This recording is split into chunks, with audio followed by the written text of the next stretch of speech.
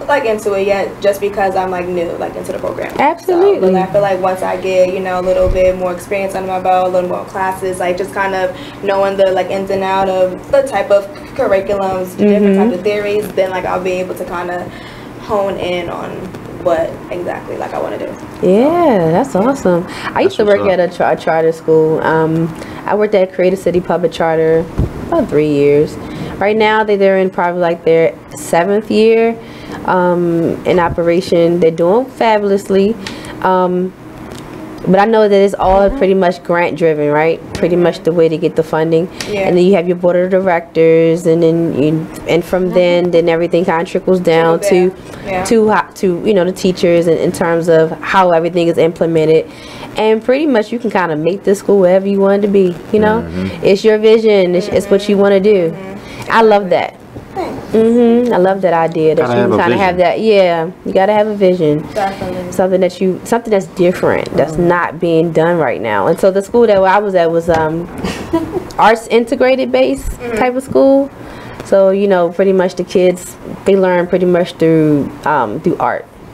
And so like, I mean, I think for me too, like I think a reason why I really want to create the school, like I remember when I graduated from high school, first thing my mom told me was that if I didn't go to college, she was kicking me out. So like, I mean, I've always known that that's the mom for was, you. Like, the first, like that was the only option at that point.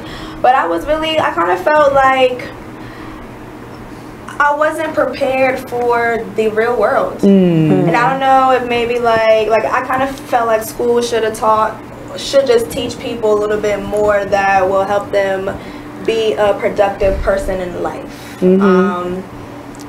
I mean, like there are a lot of things that I teach that I feel like are important, but then I do feel like, you know, in order to be a productive citizen in the world, there are just certain things that we need to know.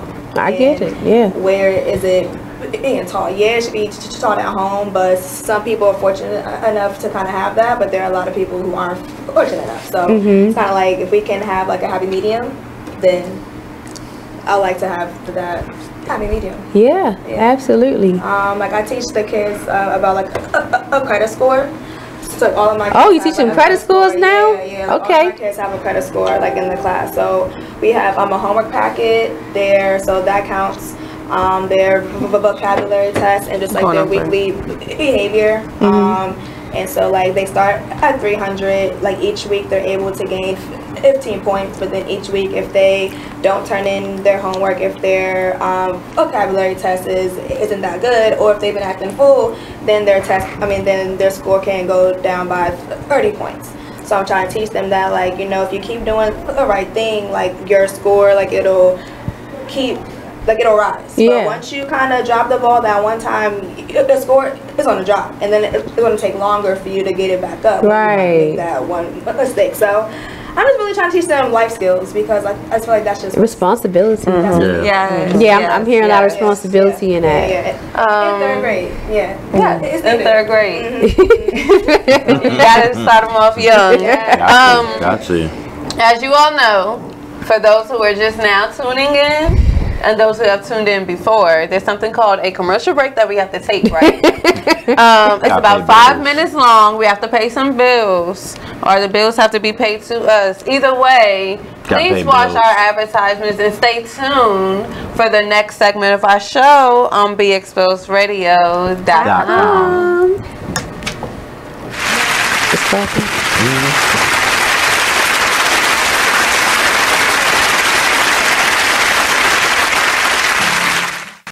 Hi, I'm LeVar Burton, and I'm proud to be a book person. How do I choose a book? Sometimes it's the cover, sometimes it's the title. I guess I'm pretty visual. If a book's really impressing me and the writing is really good, I will peek and see what the last paragraph is, because the endings of books should rock you. I am a book person, and if you're a book person too, read to a child and spark a lifetime of ambition. Join me at bookpeopleunite.org, because reading is fundamental. A public service announcement brought to you by Reading is Fundamental, Library of Congress, and the Ad Council.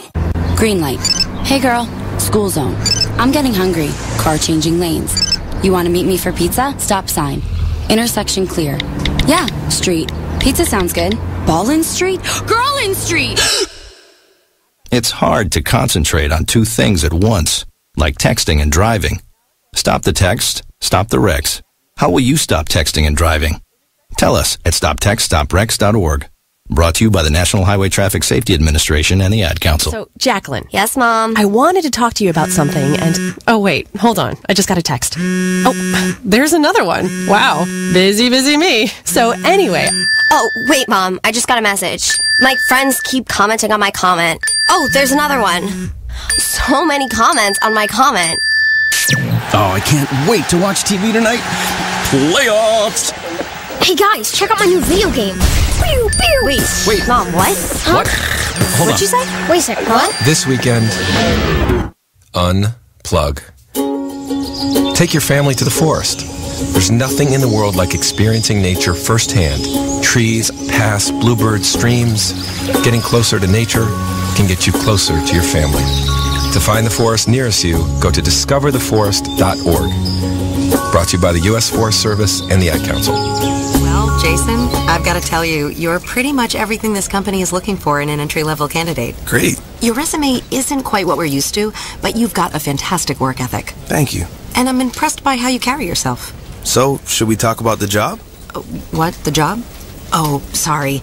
Yeah, I have no way of recruiting or even meeting you. This interview didn't happen. It may sound ridiculous, and that's because it kind of is. There's a huge pool of talent your company is missing out on. Meet the grads of life. Who are they? Talent worth knowing about. Young adults of unique determination and experience. An ideal fit for your company in an entry-level position, internship, or even mentorship.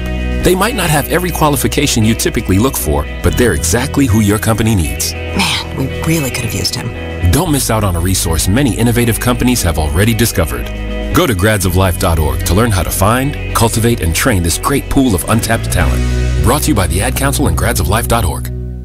My name is Ruth Rusi. I'm a retired teacher. I'm 91 years old, and this is how I live United. I say retired, but not really. Once a week, I read books to children as part of United Way's education program. Reading to a child creates links between language and literacy.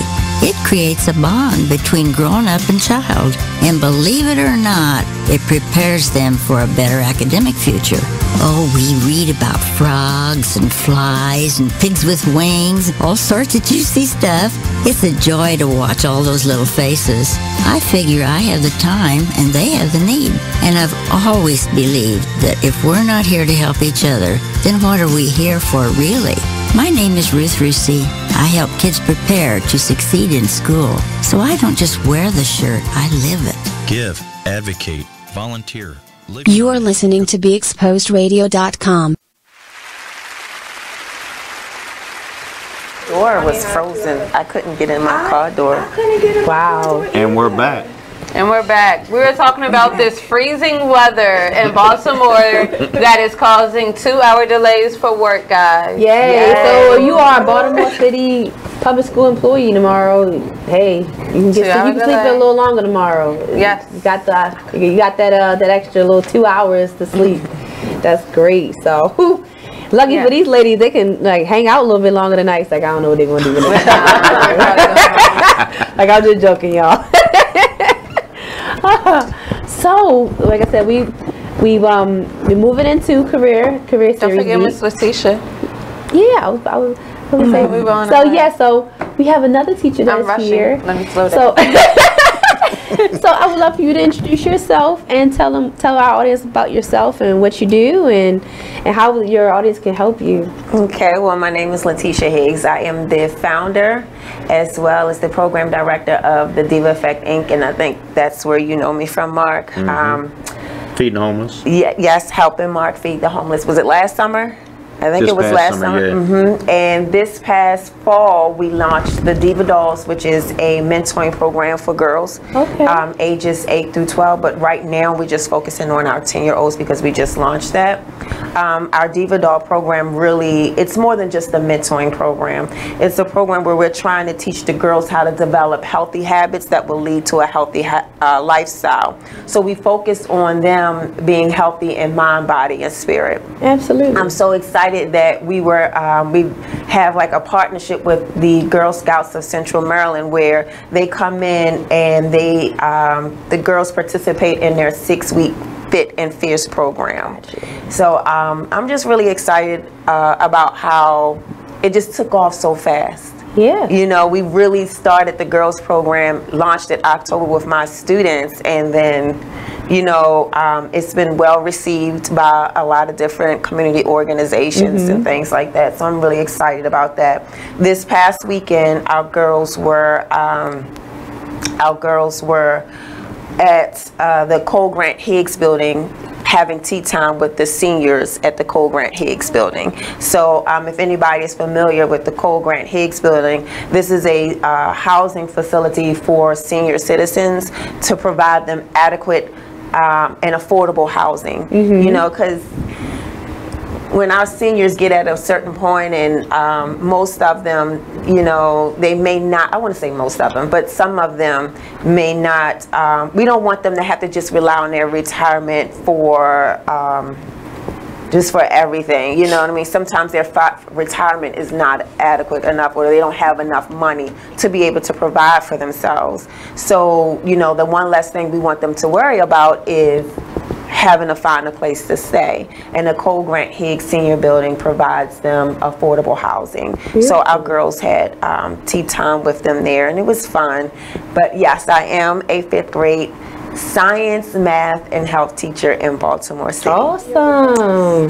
Yes, awesome. So just curious, so when it comes down to with the health aspect, you don't do gym, you just kind of teach like health class, like health and fitness? Yes, I wouldn't necessarily say fitness, but our health, I guess you can say, curriculum in Baltimore City, it can use some work, but normally for me, when we're talking about health, like in 4th grade, our 4th grade students learned about, you know, not smoking, saying no to drugs and things like that. Health, you could say, like, you know, healthy eating habits, things like that. Right now for me, what I'm working with my students, because they're in 5th grade going into middle school next year, and I really want them to be prepared for the challenges that they're going to face in middle school, things like that. So I'm trying to help them setting goals to keep them from being lost, because in those middle school years, it's like you're all over the place, you know. And I know. Yeah, you know, and it's like I'm not expecting them to have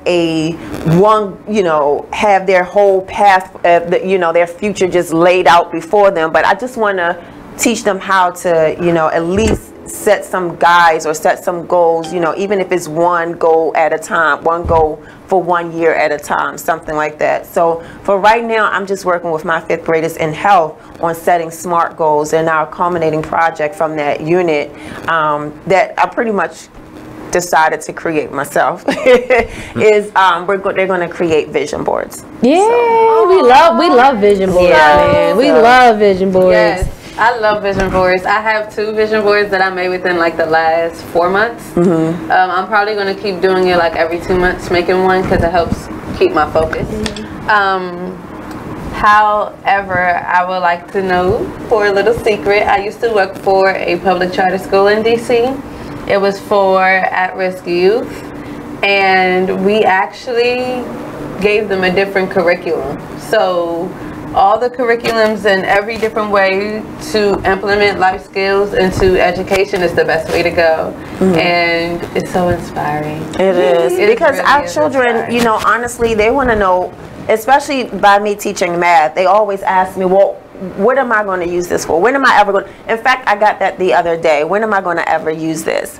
And then when I start, you know, putting that to money, then it clicks off. You know, like, oh, okay. The moment I start talking about money and, you know, buying things or saving for whatever they want to save for, then they understand the importance of math. And then I have to tie in, okay, now this is why you need to understand what you're reading, or this is why you need to improve in far as reading comprehension. Because if you don't know how to, if you don't understand what you're reading, when it comes to those word problems, you're not going to understand what the word problems are. Absolutely. So, yeah, you're right. And I like what you're doing with teaching them about credit scores, because, you know, unfortunately for me, I didn't understand and realize about credit score until I got into college, when they want to hit you with that, just sign on the dotted line for this little MasterCard or, Visa card, and then a couple of months later, then you realize, wait a minute. Right, this is debt. Pay this back. Right, exactly. So, when you begin talking about school loans affect my credit score too, what? Right. And that's something that I've always trying to tell them, like, your credit, it can affect what cars that you want to buy. Like, all the boys want to have like a Lamborghini. Like, that's the cars that all boys want a Lamborghini. I was like, well, if you don't have a good credit score, you're definitely not getting a Lamborghini. So, and like you say, like when you put it, like when they talk about buying things that they want or saving up things, all you have to do is just like kind of put into a perspective that like they can like understand it, or it could relate to them, and then like that's how they'll like connect. Yep. When with my 5th graders, they usually go to, it was most schools in Baltimore City go to this place called Junior Achievement Biztown. I don't know if you quite. I've heard of that. Yeah, it's so cute. I love it. Okay, never heard of this. Ooh, I love this town. Right, but it's a lot of work. I mean, it's a lot of work. What is it, like a center or something? So it's pretty much pretty much a city, a little miniature city that they actually work. They have different companies come in to volunteer. So they might have, I think at one time they had Bank of America. I don't know if they still do, but the kids actually sign up to work at, fill those positions at the different companies. When they get to Biztown, you have a mayor someone has to sign up to be the mayor. Actually, they vote on that. Yeah, so it's really nice. It's just like a little miniature city that your children run. I know it's in, I think it's in Maryland, but I don't know. I can't remember where. I think it was in Columbia when we went. So it's not a school, but it's like it's a one-day trip. But the reason why it's so much work is because you have so much preparation you have to do to lead up to it, like a couple of months, 2 to 3 months in advance. A lot of teaching and a lot of lessons and things, because we teach them about balancing a checkbook.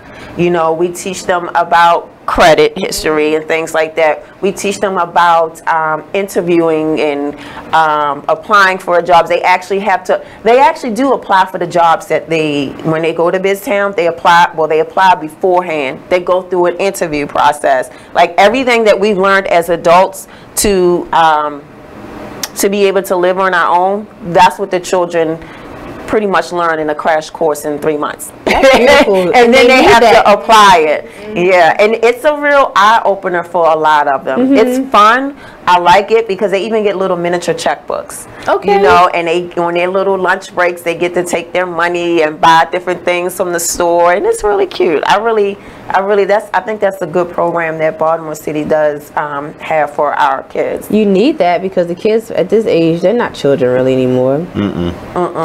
But they got cell phones and everything right now. I mean, they are children, but what defines to us as kids is not the same that they are as kids.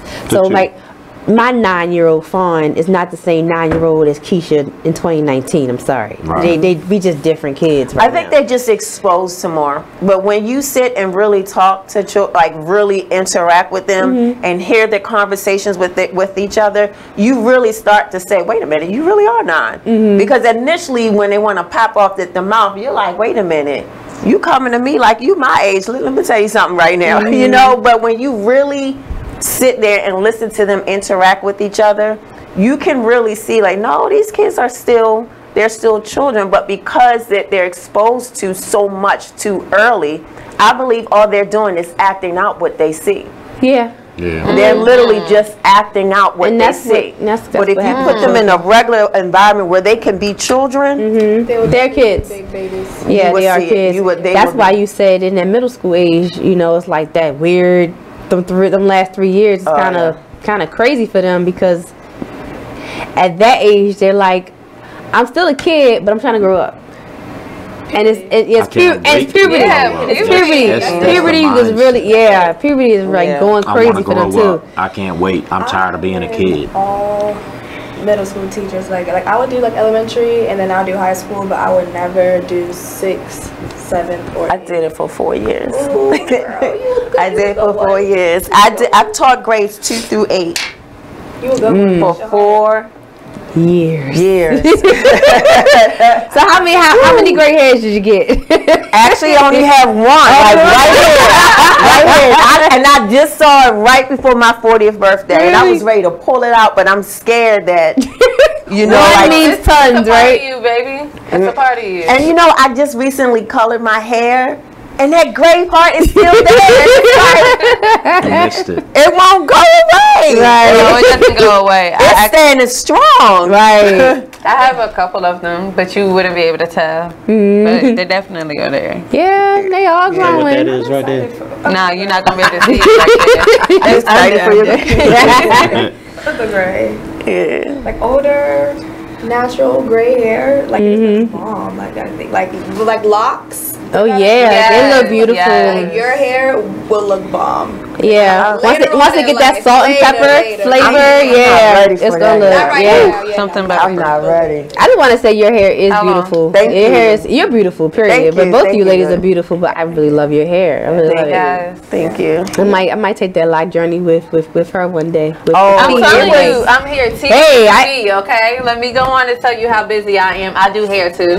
I have this radio show. I do. Y'all are getting a lot to know about me. I feed the homeless. I work and I work and I work some more. I work on business plans. I'm gonna have a whole little entrepreneur life that I'm living outside of actually working. So, yes. I keep her busy. She made me do the self promo. I'm sorry. I love your hair because I'm growing locks as well, but. Well, let me tell you, this was not, I want to say, kind of like an accident, because I had my hair locked. I've been natural since 2005, and I started locking in 2010, I think. And I just couldn't do the budding process. I didn't like it. So after 3 months, I combed it out. So in 2016, I'm like, okay, all right, let's try again. My stylist, I guess she knew that I was going to probably do that again. She interlocked my hair. Okay. And so then I could not comb it out. Wow. And then Voila Magic is beautiful. Look at it today. She went through the journey. Really? Yeah, I started locks in 2011. They were like a little bit longer than yours, but mine were like a little bit thicker. Like I would say 2 or 3 of yours was like under mine. All right. And then I combed mine out. It took me 9 days. Wow. Yeah. All right, guys. It was a lot. Wow. It's about that time again. You know. Tune in. This ain't nothing.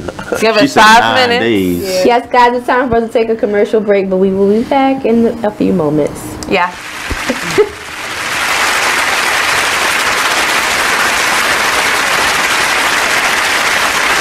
Keyboard Cat, Hamilton the Pug, and Toast Meets World.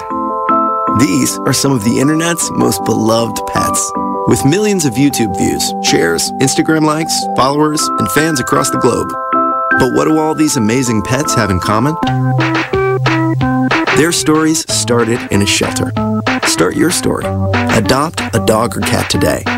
Visit theshelterpetproject.org to find a shelter or adoptable pets near you. Training that pet to play the keyboard? Well, that's entirely up to you. Visit theshelterpetproject.org and hear more about Hamilton the Pug, Toast, and Keyboard Cat's amazing adoption stories. Start a story. Adopt a shelter or rescue pet today. Your perfect pet is just a click away at theshelterpetproject.org. Because it's gentle on your baby's eyes. You make sure his toys don't have any sharp edges. You always test the bathwater to make sure it's not too hot. You taught her what to do when the smoke alarm goes off. You make sure she wears a helmet when she rides her bicycle. You put on his sunscreen, even when he's embarrassed his friends will see. You do so much to keep your child safe. But are you using the right car seat for your child? Is your child facing the right way in the car seat? Is the seat too big or too small? How do you know when it's time to move your child into the next type of seat? Car crashes are a leading killer of children ages 1 to 13. Protect your child's future at every stage of life. For information on the right seat for your child, visit safercar.gov/therightseat. That's safercar.gov/the-right-seat. A message from the National Highway Traffic Safety Administration and the Ad Council. Why is Connor having trouble focusing in school? Having trouble finding Connor's middle school? Would you like directions? No, why is Connor having trouble focusing in school? Finding lowest airfare to Istanbul. No, I'm tired of fighting with him over homework. Home, walk, restaurant. Need a review? No, I need help. He's very smart, but his mind wanders. He's disorganized. I think I understand. Oh, good. Finding best potatoes for French fries. No! Russet, fingerling, Yukon Gold. Why don't you understand me? Sorry, I was trying to show how Connor feels every day. Frustrating, isn't it? Redirecting to understood.org. For the 1 in 5 kids with learning and attention issues, this is what life can feel like. Explore understood.org, a free online resource about learning and attention issues, designed to help your child thrive in school and in life. You are listening to BeExposedRadio.com.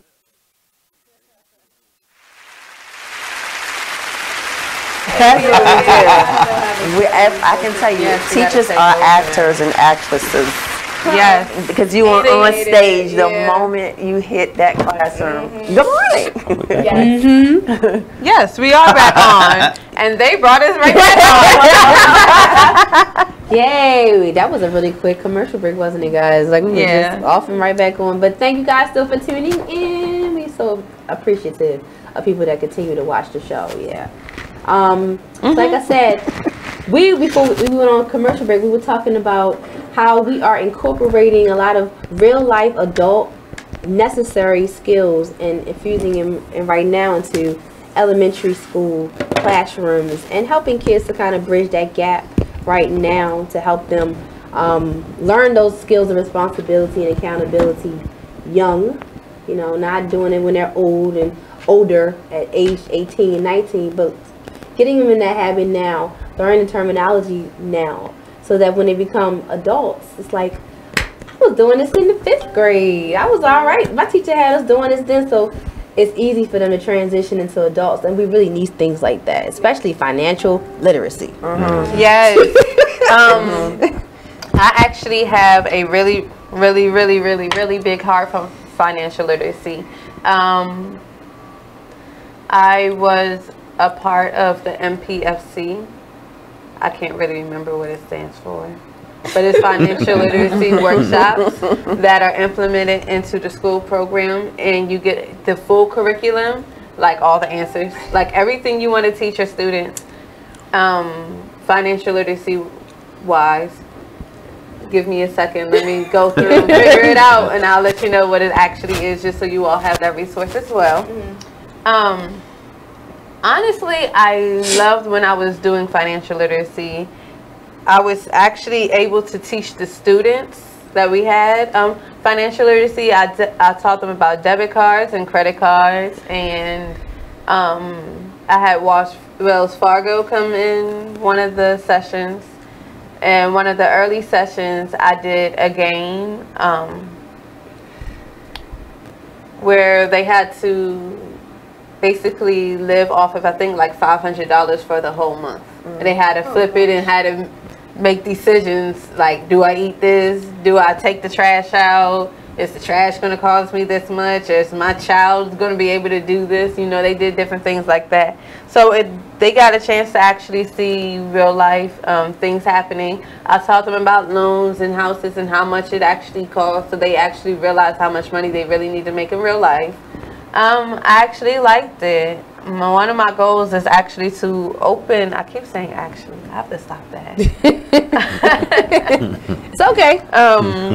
It's to implement a financial literacy workshop throughout the whole high school curriculum. I also would love for one day, it might already be in the works, for them to actually implement it as a mandatory class in the first 2 years of college, whether you're getting your associates or your bachelor's. You know, this is stuff that we miss out on. They don't teach us life skills. I'm sorry. Oh, this is mine anyway. They don't teach us life skills in college. Like in college, everything that I learned was all theoretical. Like I learned a little bit of life skills and how to take what I learned and develop it more because of all the research and all of that and everything. But literally, as soon as I got out of high school, I got my first credit card and said, pay what, where? Like, automatically. And I should have never been that old, or it should have took that long for me to realize what financial literacy really was. Yeah, you should have had exposure to that a long time ago before then. Right. Not in college. My mom, literally. So I love my mom to death because it's certain things, you know.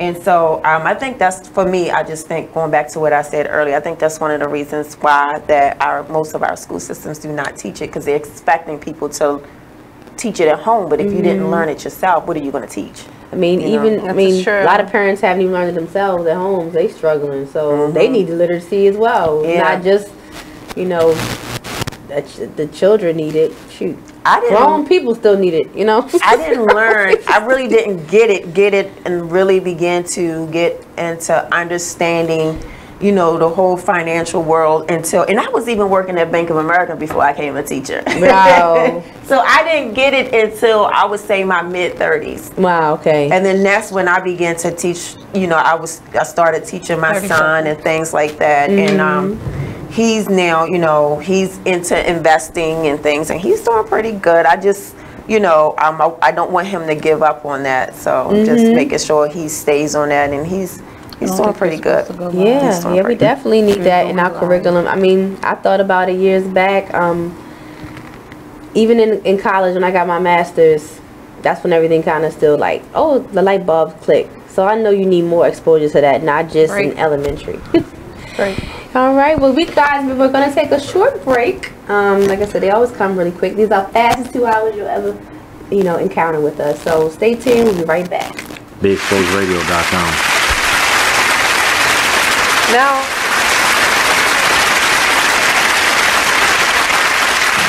my name is Ruth Rusi.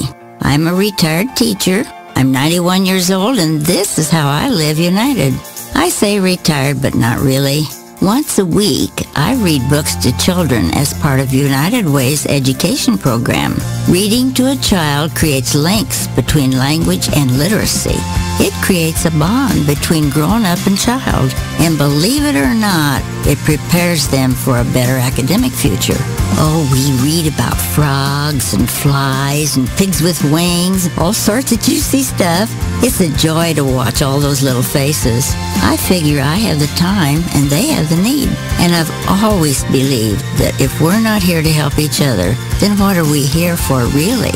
My name is Ruth Rusi. I help kids prepare to succeed in school. So I don't just wear the shirt, I live it. Give, advocate, volunteer, live united. Go to liveunited.org. Brought to you by United Way and the Ad Council. My name is Meera Batra. I have been in this country 32 years, and this is how I live united. America has always been the land of promise, and in my community, many families have come for a better life. Coming from another culture myself, I know the desire to become part of a community, to feel at home, and to gain the tools for our children and families to succeed. So I advocate for these families with United Way. United Way empowers them to look beyond their histories and to see what opportunities are available. We help them get involved with their kids' schools, network within the community, and when we do, we unite them. We make the community stronger. What I do is something I wish someone had done for me, and I am so grateful I am able to. My name is Meera Batra. I help families see opportunities and succeed. I don't just wear the shirt, I live it. Give, advocate, volunteer, live united. Go to liveunited.org. Brought to you by United Way and the Ad Council. Keyboard Cat, Hamilton the Pug, and Toast Meets World. These are some of the internet's most beloved pets. With millions of YouTube views, shares, Instagram likes, followers, and fans across the globe. But what do all these amazing pets have in common? Their stories started in a shelter. Start your story. Adopt. You are now listening to Just a Bit Outside, the sports radio show at BeExposedRadio.com. Come join us every Monday night from 8 to 10 p.m. on YouTube, Facebook, or BeExposedRadio.com. So we had a lot of things going on. Mother's Day, Major League Baseball, pink bats, pink outfits. Yeah. They certainly did the mothers good. They don't show them justice. Like Jimmy said, the pink bats, cleats. You are listening to BeExposedRadio.com.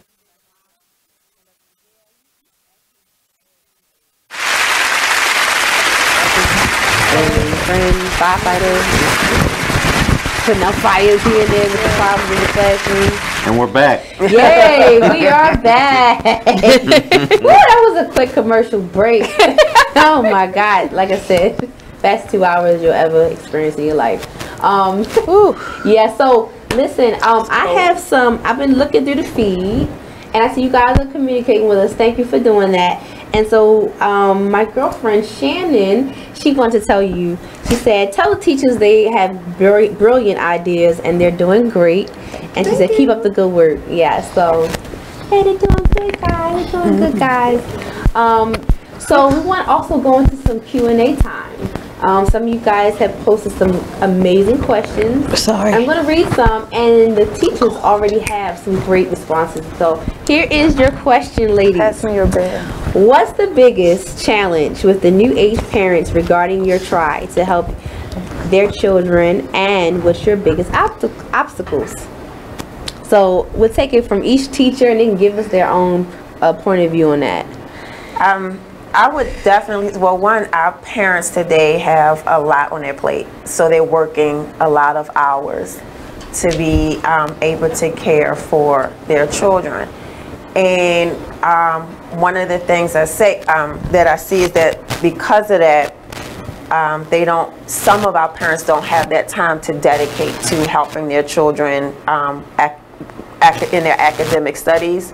And sometimes because they're working so many hours, and so many of my students know too much that's going on TV or YouTube or any type of social media. And I always try to tell my parents, the reason why Facebook and Instagram and all those other social media outlets said that they have to be a certain age is there's a reason, basically. There's a reason. So, you know, limit the amount of time that your child is looking. I know that you're busy. I know that you got to work. Limit the amount of time that they're looking. First of all, they shouldn't have an account, one. But limit that amount of time that they're being exposed to this stuff, because our children's brains are not fully developed. In fact, you know, scientifically, if you look at what the scientists say and things like that, your brain is not fully developed until your mid-20s. So when you're seeing things that you really don't have a full understanding of and you're trying to emulate it, you know what I mean, you really think this is real life, and it's not. So we really do need to be careful about what we allow our children to be exposed to. But the number one thing is that I find a lot of parents, they'll listen to what their child say first before coming to the teacher. Okay. And the children, you know, when you were younger, you know, if you go ask mommy something, she said no, you're going to go ask dad, right, or grandma, or this, then the other. You're going to try to find some way to get your, you know, what you want.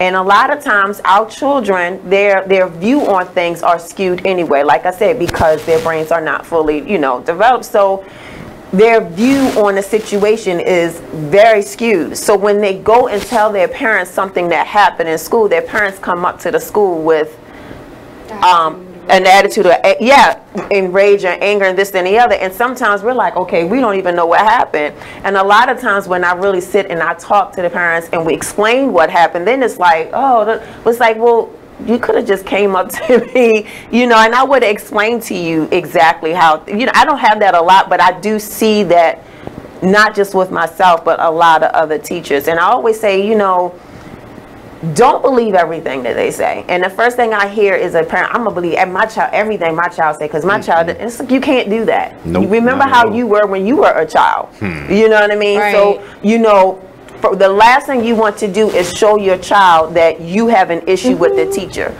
because the moment that child sees that the parent doesn't like the teacher or hears that the parent doesn't like the teacher, that teacher done lost that child. And if that teacher done lost that child, then that means that child is not going to receive anything that that teacher says. So now your child is not going to be able to do well that year, because now you have an attitude with the teacher, and then the student have an attitude with the teacher because he heard what you said. Because the parent now has allowed this. Yes. And so, you know, I would tell our parents, you have to have a good relationship with the parent, with the teacher. Absolutely. You want your child to be successful in school, you need to have a good relationship with the teacher. Come up to the school, volunteer one day. Right. I guarantee you, you'll have a good relationship with the teacher after that. So yeah, definitely. I remember being a paraeducator in the school system, and I saw a lot of those issues. The students would go home and say, teacher did this and this and that to me, and then the parent comes up ready to, you know, start a fight, come in aggressive, and the teacher is off guard. He or she doesn't know what's going on, and then you got this weird tension when the parent really should be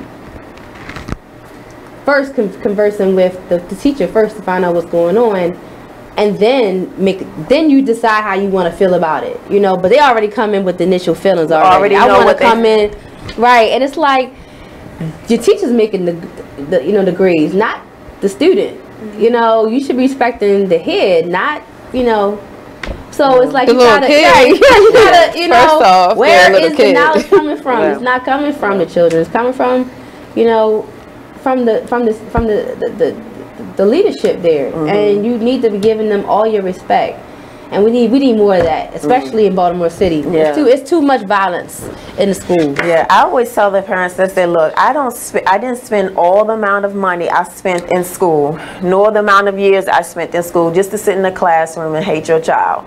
Waste time, right? Money, energy. Yeah, I don't. Not be an inspiration to a child. Yeah. You became a teacher for a reason. Right. That's a teacher is not any old profession to do. If you do that, you got to love what you do. Okay, you just not come in and just hit some dittos and just play on your cell phone. No, it's active. It's talking all day. Yeah, as you said right when we were at the break, like you wear many hats, and when I do talk about, often when I'm with my friends or you know, peers or anyone I'm with, when I talk about my students, I often find myself saying my children. You know, my children. My kids. Yes. And my kids. I have 38 kids. Yeah.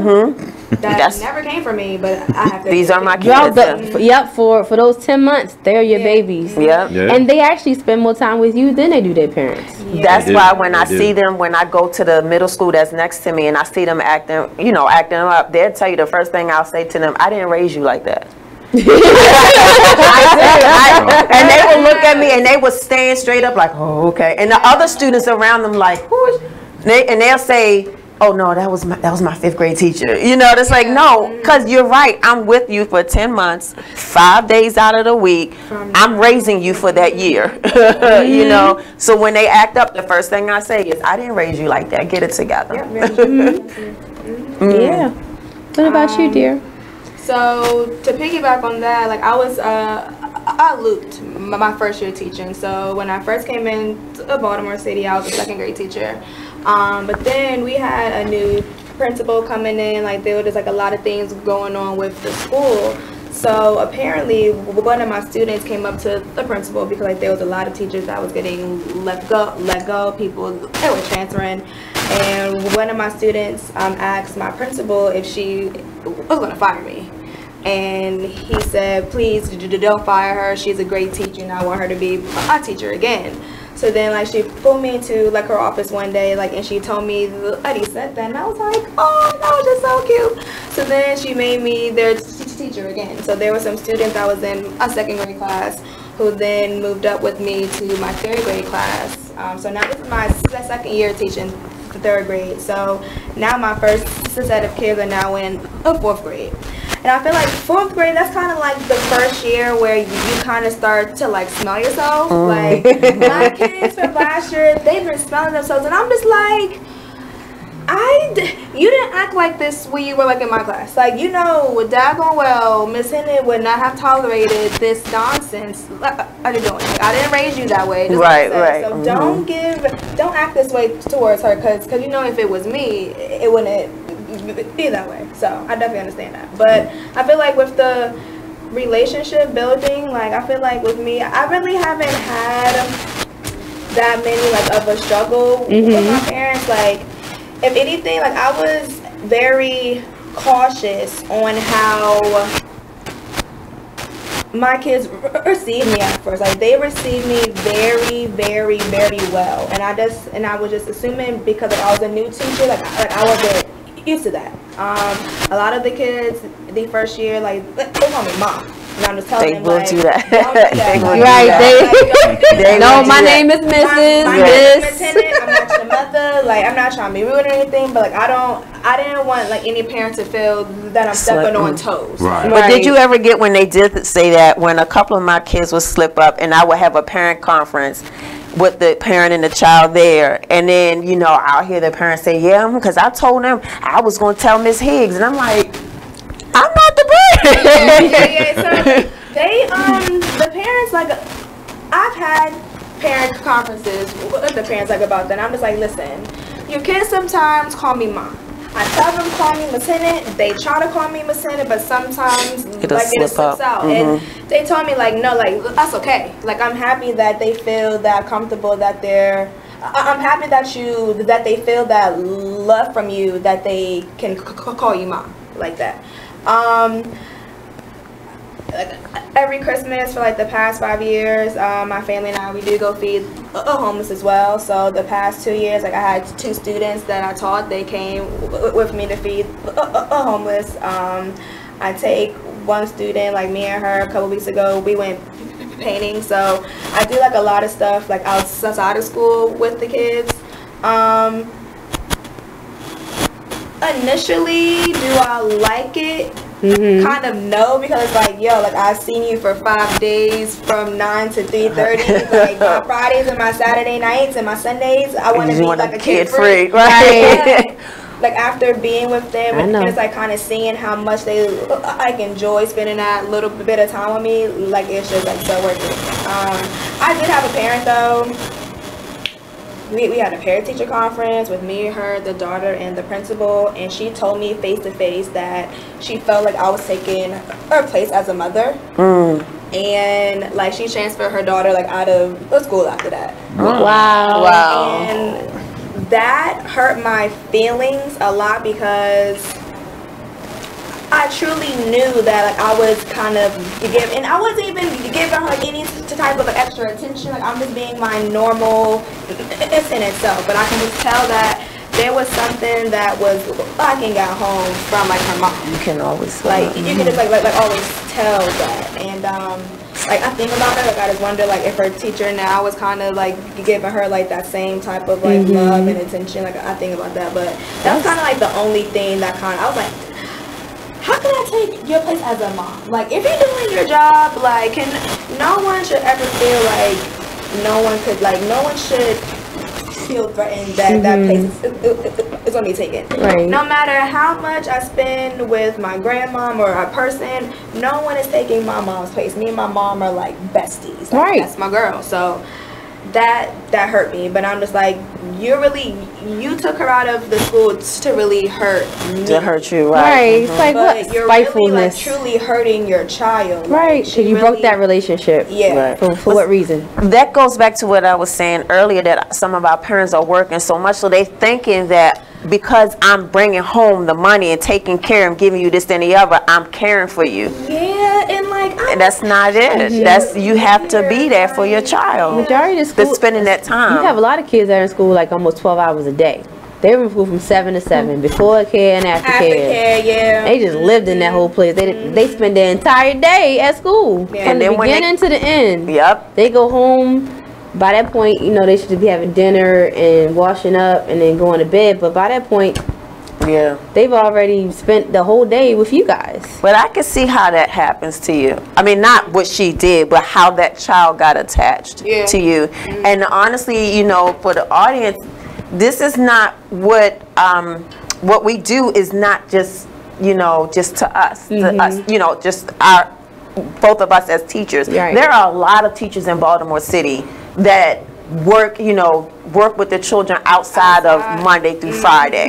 You know, one of my colleagues who helped me with my girls group, She works with me sometimes on Saturdays, and I often tease my students, some of my girls that's with me, and my girls be like, look, I send you Monday through Friday, I done send you Saturday and Sunday. You need personal time. Right. You still need personal time. Right. You know? So this is not just something that we both do. This is something that there are a lot of, and I'm saying this because I get so tired of Baltimore teachers getting a bad rap. I can tell you there are so many teachers that are putting more than what they are given credit for working with our children. And like I said, you know, a lot of us do call our kids our children, our kids, and a lot of them do call us mom or dad, because a lot of our kids don't get a chance to see their parents, even if they go home right after school. Sometimes the parents not coming home till 9, 10, 11 o'clock at night. Right. And it's, you know, most of them come because they're working very hard, and I understand it, but we got to find some way of setting some priorities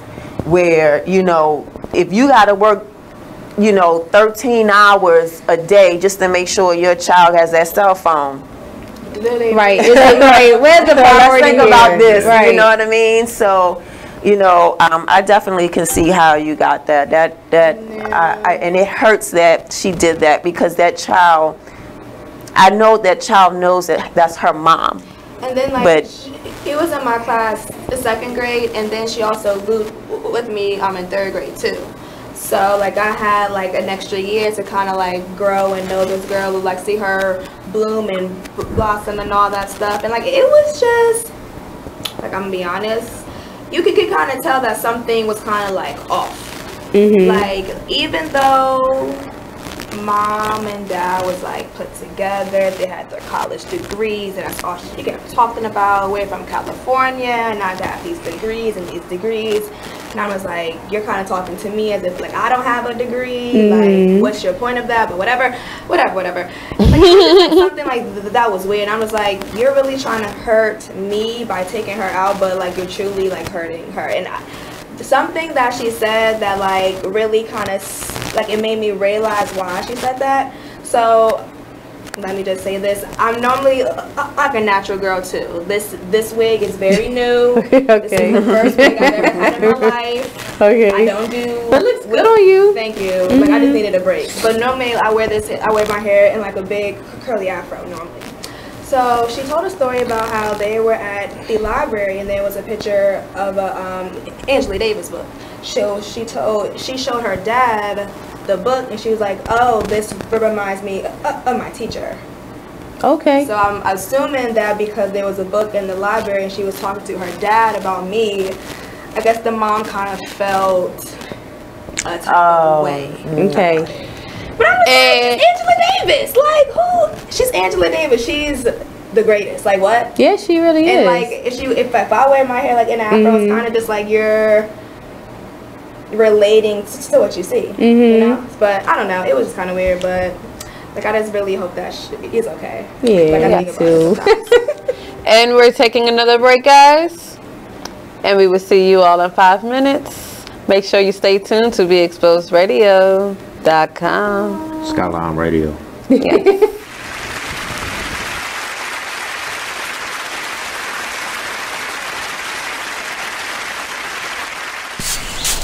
Whoa. The moment my son saw a redwood tree. It's huge! Is the moment I knew that for him, You can't even see the top of that thing! even the sky has no limit. There are some moments only the forest can inspire. Find yours at discovertheforest.org. Learn about forests near you and discover cool things to do when you go. Your moment is out there. Find it at discovertheforest.org. Brought to you by the U.S. Forest Service and the Ad Council.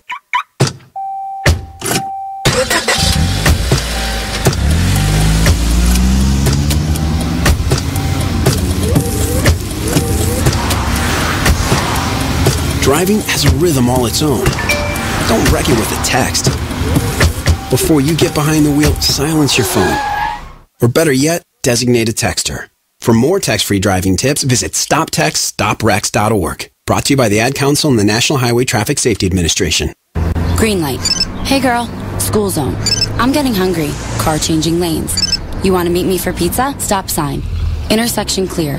Yeah, street. Pizza sounds good. Ballin Street? Girlin Street!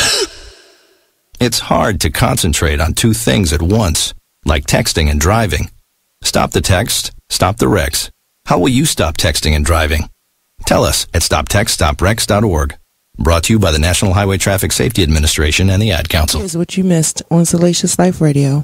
You know, when it comes to your children, especially if you're dating someone that you actually like, you do want it to work. So you're gonna hope and encourage the relationship between your child and that person because you like that person, you know, so you're gonna hope for the best. I mean, sometimes, yeah, it just doesn't work and you can't make it work. You can't force it. It's like a branch. You keep bending it. Eventually it'll snap, and even if you put it back together, it'll never be what it once was.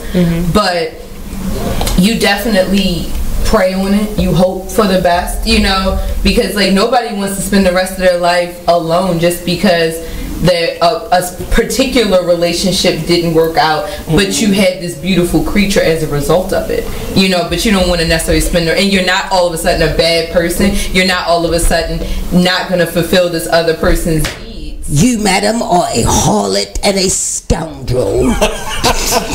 Because I had one kid while I was still married. Like, I take that back.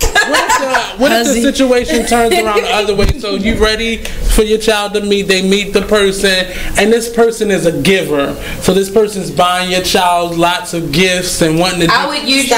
Do you like, let?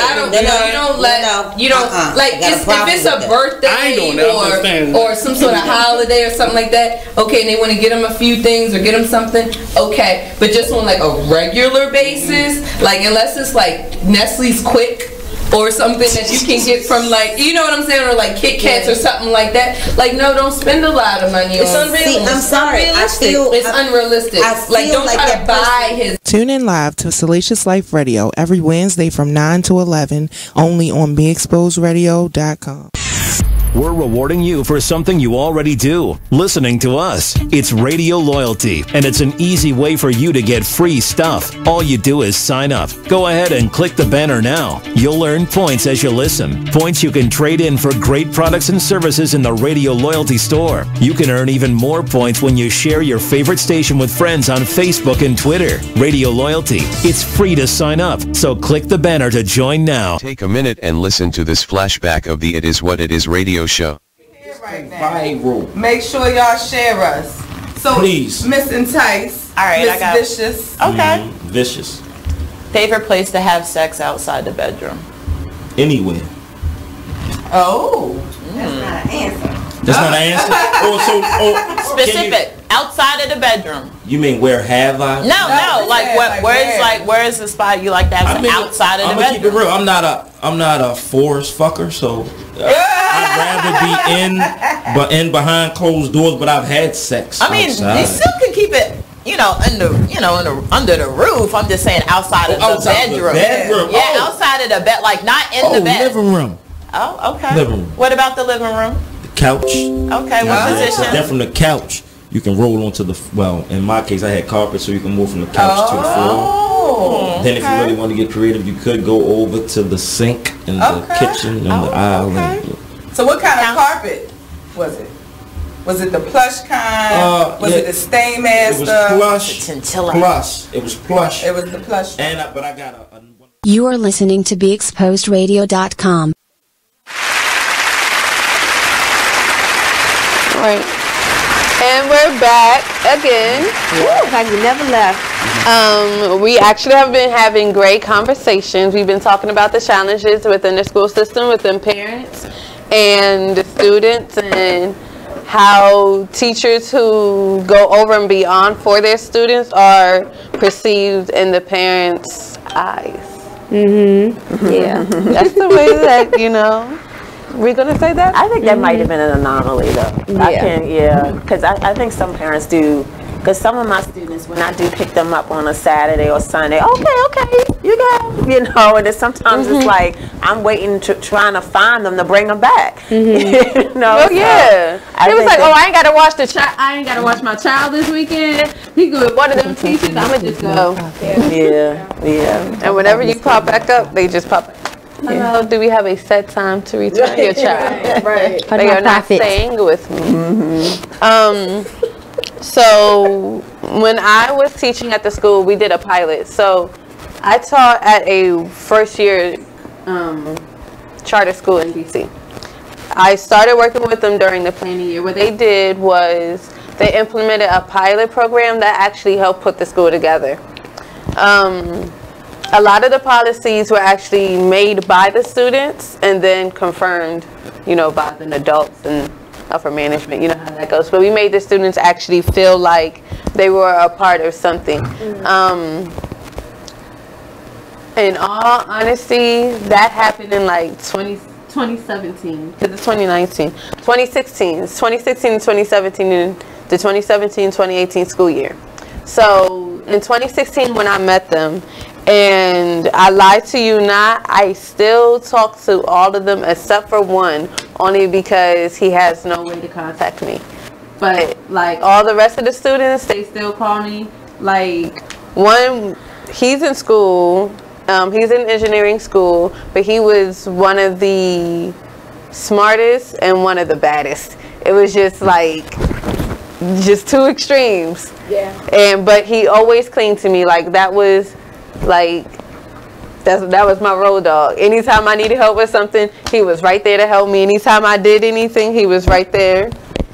You gotta find that the students that people would say are most challenging are some of the most smartest. Yes. And it's kind of like they're just not engaged, or it's just kind of like what you're teaching, they already know it, or how you're teaching it is just not like engaging to them. So they just want to be off the walls and doing everything else because they're not, it's no interest. Right. But I mean, most of your high flyers, that's what they call them, but like the high flyers, they're really gifted. They're really gifted, talented people, really children. People tend to like overlook the like academics when there's behaviors involved. Like there are a lot of students that are in a special ed or like self-contained classes that shouldn't really be just because of behaviors, but their like academics could show like, that they're otherwise. Yeah. I know we were talking during the break about how we can make the curriculum more relevant business. I'm sorry. I didn't even, hold on. I gotta pull it up now because I actually got rid of the question. See. But it was, if I remember correctly, how we can, you know, make the curriculum more relevant for so that when our kids get out in the real world, they're more, I guess, prepared for the businesses that are. I got you. And so it was like, so we had a question from one of our viewers, and the question was, with the decline in academic participation, how to become a with curriculum or modify the curriculum to fit the demands of businesses without losing the interest of the young people? That's what it was. Personally, I think, and I think we have a really good curriculum as far as getting the children, at least at the 5th grade level. That's, you know, for me, I'm thinking, far as math concerned, and Baltimore City just adopted and implemented a new reading curriculum this year, Wit and Wisdom. And so based on at least the math curriculum, I feel like it's very challenging getting the kids to think outside the box. So I think that we need to give our kids more experiences. Hands-on experience. They need more experience. Because someone said it earlier about how a lot of what we learn in college is more theoretical, and you really get an understanding of your field when you get in the field, right? You know, and that was the reason. Too, you know? Yeah, so that was one of the things that I liked about J.A. Biztown is because even though I went through this whole curriculum with them, far as what they give us to prepare them, they really didn't get it until they got in the into Biztown and really actually started putting what they learned into action, when they started applying what they learned.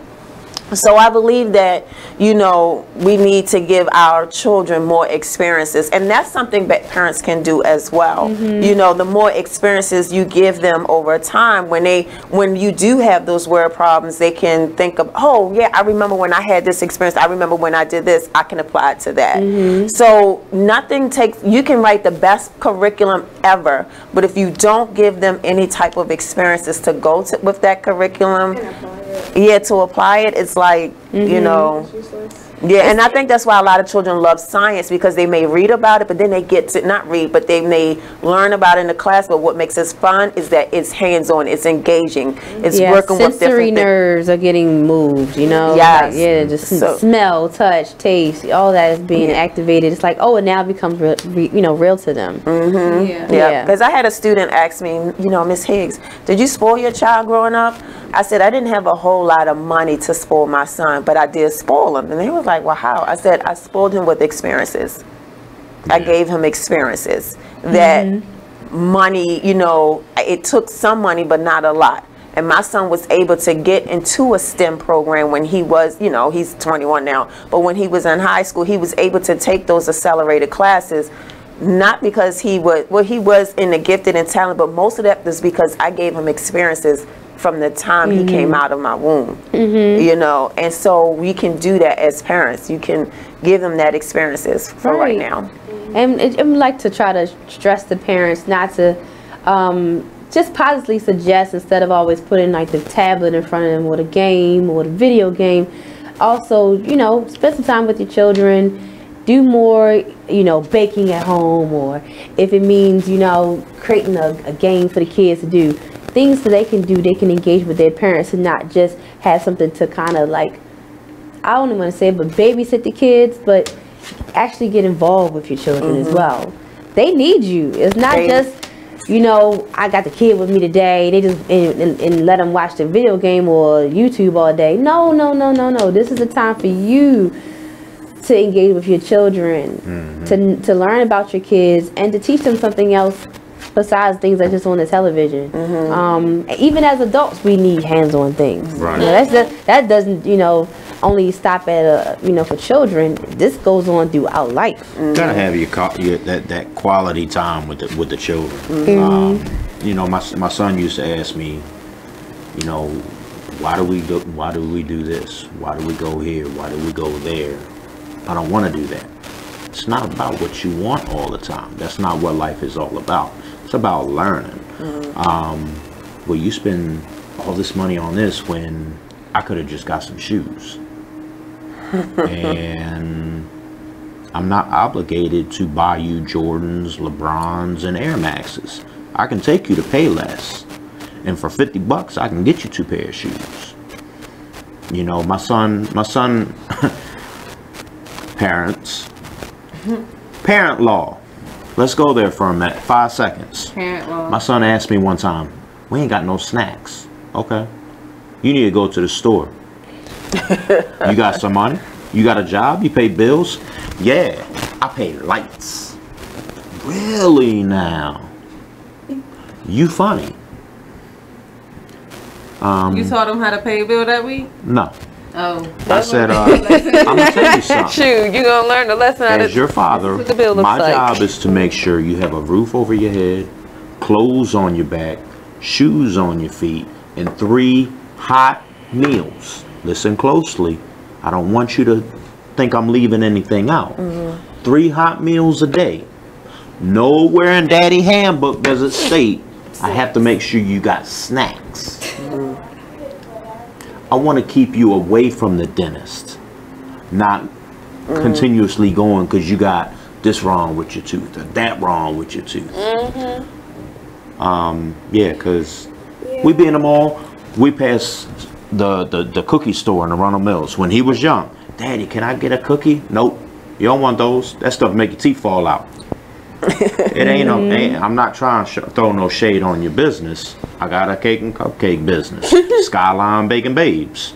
Hint hint, because I know you all got birthdays coming up.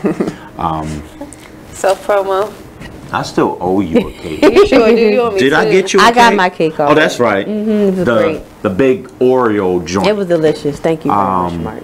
But you know, it's easier, and I'm gonna go there. It's easier for a child to do something with the mother.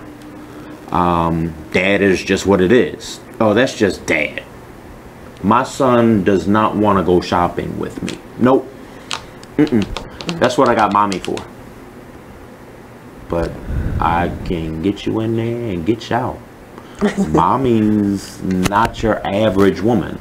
Depending on how she feels will determine how long she wants to go shopping. A lot of women are like that. It's not a man thing no more. Women don't like to go shopping no more. This is how I go shopping. Yeah, I'm online now. Like I cannot do the malls, the lines. I'd rather just women want to get in, get it, and get out. You know what I mean? Like I don't like trying it on. I hate waiting in lines to go in the stalls, and then I just no. I'd rather try it on at home. If it don't fit, I'm going to get my money back at the store, and then just keep it moving. Absolutely. I'm shaped. First off, I have a very weird fashion sense, so shopping in stores takes a lot of work. I usually go thrifting to make everything so much easier because I find my whole life in a thrift store. And my favorite space to go is New York & Company because for some reason they are always lifesavers. Especially when I was teaching at the school, New York & Company was my favorite because I can just, got me a new shirt I can wear. Got me a new pair of pants, you know. And I was working there too for a part-time. Like H&M, I loved H&M until they had the monkeys, and then I was like, I could never go back. Oh my gosh. I never liked them. Like it's just, but it was before the monkeys. I think the monkeys solidified it. I didn't like But them. like before the monkeys, they did something, and then they did the monkeys, and you know, it's all about interpretation. It's all about interpretation. Sorry, I didn't mean to cut you off. It's fine. One thing, I don't know, I kind of realized, or like, not realized, but kind of come to the conclusion. I don't know how like old H&M is. Don't know how old it is, but a lot of these companies that like have been like around since like my great grandmom or great grandma maybe, whatever. Depending on who started it, when the company was born, you just kind of have to expect that there's some fishy stuff like in the history. Now, it kind of sucks because that's kind of like what the history of the country is founded upon, and like we kind of have to live in this society, but it's kind of like, are you going to allow it to keep, what's the word? Are you going to allow it to keep regulating your life for the rest of your life, or are you just going to move past it and not get over it? I'm not saying get over it because I'm not getting over anything, but kind of like realizing that like it was, not saying it was the past because the past sometimes it comes to repeat itself, but just to kind of say that like that was the past. I don't know, but then too like H&M is really like the only place where I can find clothes because my body is like a toddler. So, like, I still can wear a kid size medium large, like kids clothes. Like I still fit kids clothes. So it's like I can't shop everywhere. Right. I can't because everything is too big. Right. So that's kind of like weird. I think also, not to make this as an excuse for them or give them a pass, because in no way will I give someone a pass, but I think a lot of this also is because when you think of these big time companies and the people that's part of the marketing, is there any of African Americans there that's representing? Are there any Hispanics or Asians or anything like that? So I think sometimes a lot of those people that are putting together those advertisements, they may just simply lack cultural proficiency. You may not understand. That's what I think. Wait a minute, that's not. And that's really, I'm sorry. Yeah, but I was just saying to tie that into what we were talking about earlier, that's lacking cultural proficiency can also go into not having those experiences without interacting with other cultures, which lends back to what I was saying earlier about giving our children experiences. Giving our children experiences like that will also allow them to have give them experiences relating to other cultures as well. Will allow them to be culturally proficient, because you could be African American, Hispanic, whatever, and not culturally proficient in another you know, interacting with other cultures or other ethnicities. So it's very important. And then what you were saying about sometimes why it's difficult for children to also interact with dads and moms can start off you can start a simple way to start off interacting with your children or spending more quality time with them. Have them teach you how to play one of their games. You know what I mean? Have them teach you. When we had our tea time with the elders, several of my students were teaching the elderly. They were like, I guess most of them were in their 80s or older, but they were teaching them how to use Snapchat. They were showing them. One of my students, and I'm glad it wasn't like the level where it gets like really, really crazy, but she was actually teaching them how to play Fortnite.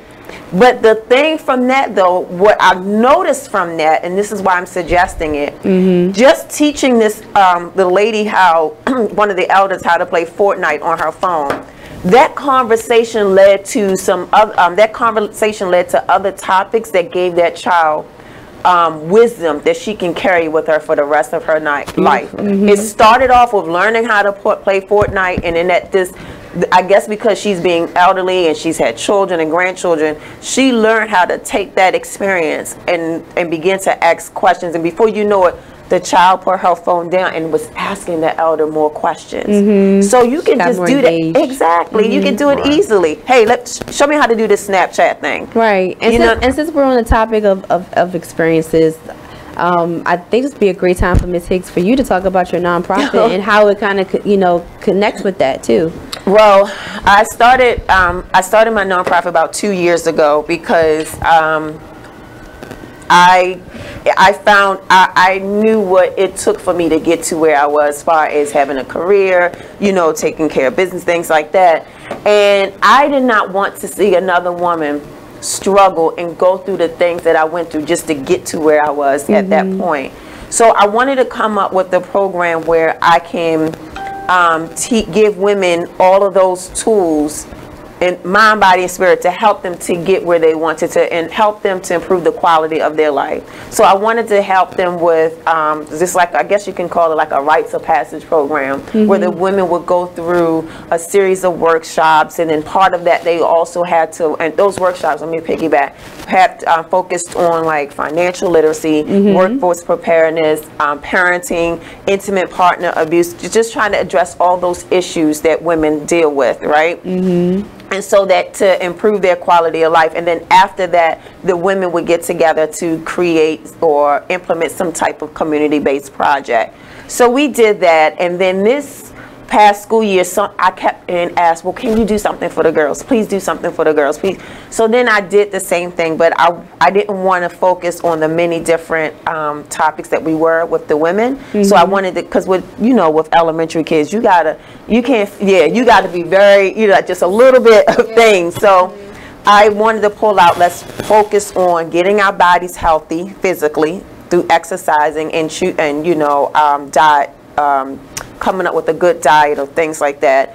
Then we need to focus on emotional wellness, because in this early adolescent stage, people don't understand, these girls are really self-conscious about how they look. Absolutely. I mean, really, I and puberty, and a lot of our kids are starting their cycles 9 years old. Yeah, very young. So they're scared. They don't know. So I wanted to address emotional wellness, and of course, because I'm really big on community service, our young girls work on, implementing a community-based project. So since we've been up and running, we've done one community-based project every month. So I'm looking forward to doing the Feed the Homeless event with them once it gets warmer, because, I am with the younger girls. So yeah, I understand. So once it gets warmer, we want to be back out there, and that's what we're, pretty much doing. So right now, I've been asked about, what about the boys? This is the problem with doing the males group. And I did one when I would guess we might say my second year of teaching. I could not keep it because I did not have enough men to help me keep it going. It's easy for me to tell a girl and teach a girl how to be a woman. Right. But you need those male volunteers to step up. And I know there's a lot of women out here, I am woman, hear me, if a man can do it, I can. Okay, but guess what? I know. A boy still needs to know what manhood is from a man. Right. You know what I mean? A man can never sit there and explain to a woman, a little girl, well, this is how it's going to feel when you come on your cycle, honey. You know? You don't know. You don't know, you know. So you don't do nothing like that, you know. A woman can raise a girl to be a woman. I'm not going to say only a man can teach a boy how to be a man. A woman can do that. Women have done that. But you're right.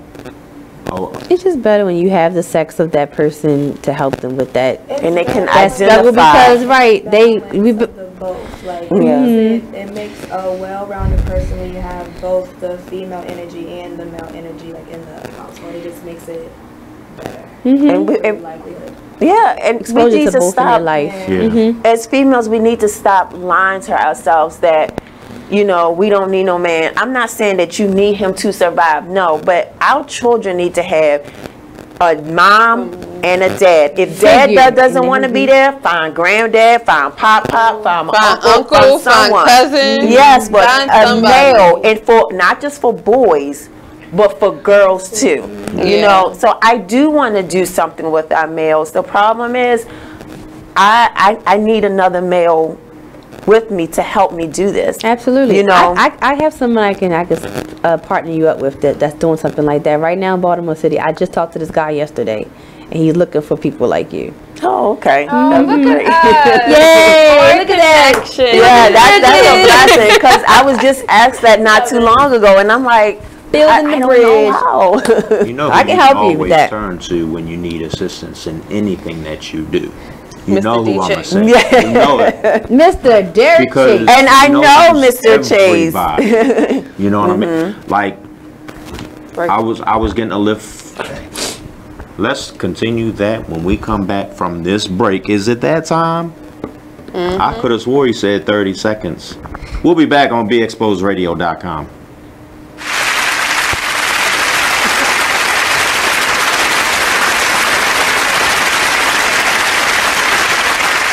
I'm LeVar Burton, and I'm proud to be a book person. How do I choose a book? Sometimes it's the cover, sometimes it's the title. I guess I'm pretty visual. If a book's really impressing me and the writing is really good, I will peek and see what the last paragraph is, because the endings of books should rock you. I am a book person, and if you're a book person too, read to a child and spark a lifetime of ambition. Join me at bookpeopleunite.org, because reading is fundamental. A public service announcement brought to you by Reading is Fundamental, Library of Congress, and the Ad Council. The Artist Exchange Radio Show every Friday 7 p.m. to 9 p.m. every Saturday 12 p.m. to 2 p.m. Real artists, real talk, real live on BeExposedRadio.com. I was meeting with a friend yesterday, and I've gotten to the point where don't ask me a question, because the truth is going to come out.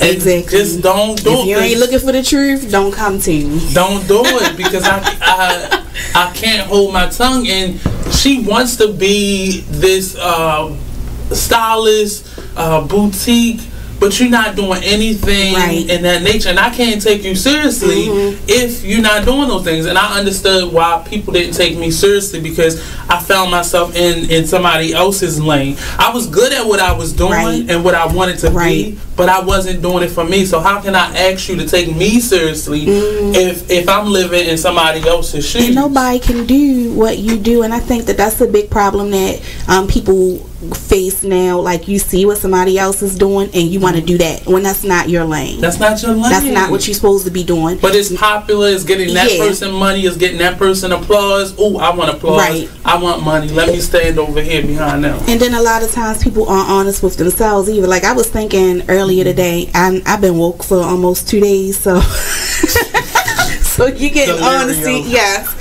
And I was thinking, like, you know, the Artist Exchange Radio. Hi, I'm LeVar Burton, and I'm proud to be a book person. How do I choose a book? Sometimes it's the cover, sometimes it's the title. I guess I'm pretty visual. If a book's really impressing me and the writing is really good, I will peek and see what the last paragraph is, because the endings of books should rock you. I am a book person, and if you're a book person too, read to a child and spark a lifetime of ambition. Join me at bookpeopleunite.org, because reading is fundamental. A public service announcement brought to you by Reading is Fundamental, Library of Congress, and the Ad Council. Green light. Hey girl, school zone. I'm getting hungry. Car changing lanes. You want to meet me for pizza? Stop sign. Intersection clear. Yeah, street. Pizza sounds good. Ballin Street? Girlin Street! It's hard to concentrate on two things at once, like texting and driving. Stop the text, stop the wrecks. How will you stop texting and driving? Tell us at stoptextstopwrecks.org. Brought to you by the National Highway Traffic. You are listening to BeExposedRadio.com.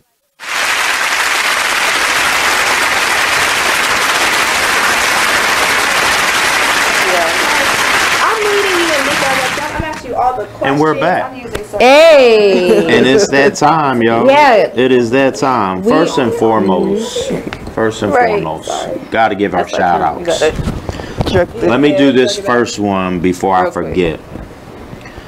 If you wanna cleanse your body, get rid of up to 20 pounds of waste, stabilize your blood pressure, your sugar levels. I don't know how to word this. With medicinal herbs. Yeah. Contact Aisha Queen or Monique Graham. You can find them on Facebook. You can find them on Instagram. I don't have their information in front of me. But if you do, please inbox us and we'll provide that for you. Yeah, Yes. we got you. Always reach out to us. So one thing I do see about Skylyne Foundation and what I really like about this today's Career Woman series, because we just keep messing it up. Today's Career Woman series is that every time that we have different women come on the show, we leave with different connections. So like Skylyne Foundation is like becoming a network within. And you know, with the network within, you always have to drop your social medias. Do you like how that works? Right. I know how to do it too. But yes, you do have to drop your social medias. I did that as a funny, but please drop your social medias. Yeah, so that way, ladies and gentlemen that are viewing, you can contact our wonderful guests and hopefully support their endeavors and their nonprofits that are taking off by storm and helping our community. So, ladies, it's your floor. You can add me on Facebook at Justice-Alexandra. My Instagram is Justice-Alexandra _V. JALEXANDRA _V. Awesome. This is the third grade rapping teacher, guys. That's right. I bet you receive so many more followers when you went viral. It was I did a little bit. I'm kind of a private person. Like I'm fun and like I'm outgoing, but like I'm still kind of private. So the whole viral aspect was really weird. I mean, I liked it. Yes, like it was cool. Like he was like, "Oh, like you're great teacher, lit for the kids, great." But like I don't like all that like attention. Yeah, I totally understand. My brother, like he's an opera singer, so he gets all of the attention. But you gotta get used to it because you're gonna be teacher of the year one day. Right. I hope. Yeah, but thank you for being so creative with the kids, keeping them engaged and keeping that fun in school. And they pick up on that so fast, you know. Yeah. And continue to be a mom too. That's right. In spite of. Always mom.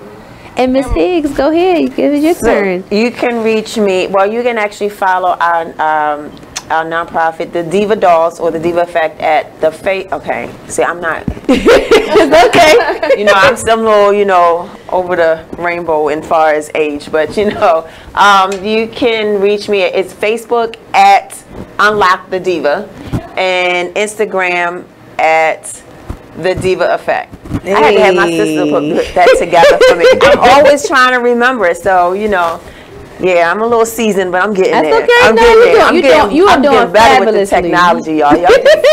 I'm doing good. I'm proud of myself. But yeah, that's how you can reach me. Anything you got coming up in your nonprofit right now? Oh, wow. So February 9th, if you do go to our Facebook and Instagram page, you'll be able to register on Eventbrite. We have something called Divas Building Wealth. That's February 9th from 11 to 9 p.m. We have a phenomenal facilitator coming out to help the women to develop a budget plan, things like that. Her name is Shamel Wiggs. She also has her own business, so I'm excited about that.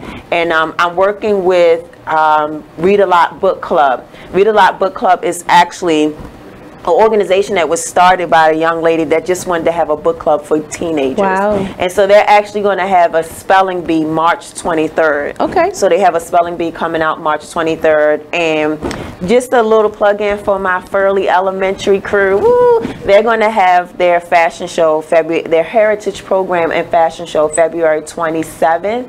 I think that's on a Wednesday from 5 to 7. And what I'm excited about that is because in this fashion show, we're actually going to have the Dad's Walk. Yay! We're going to have the Dad's Walk. We need that. So, yeah, and our weather just act right so we can have a consistent rehearsal. Right. That would be awesome. Well, so we're going to have our it Dad's Walk, and we have an awesome dance team.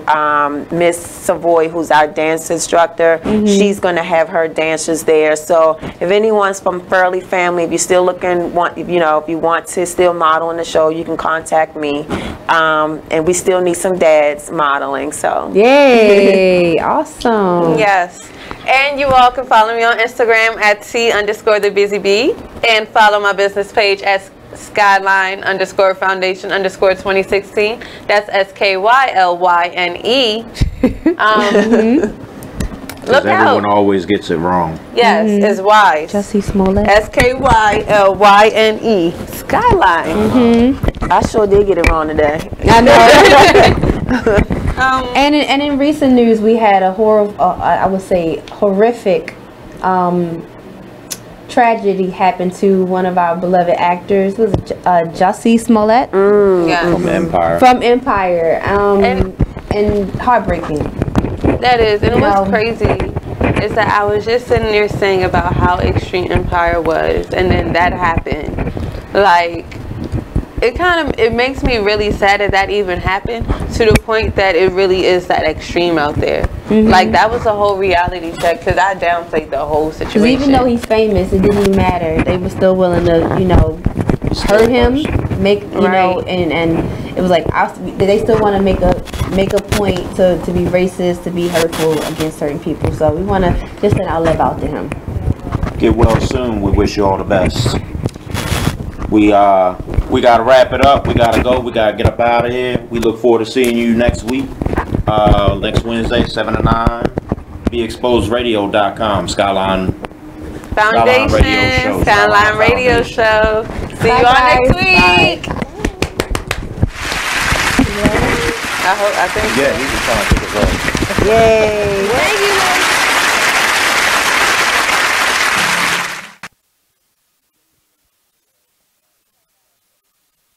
So, Jacqueline. Yes, Mom? I wanted to talk to you about something, and... Oh, wait. Hold on. I just got a text. Oh, there's another one. Wow. Busy me. So, anyway...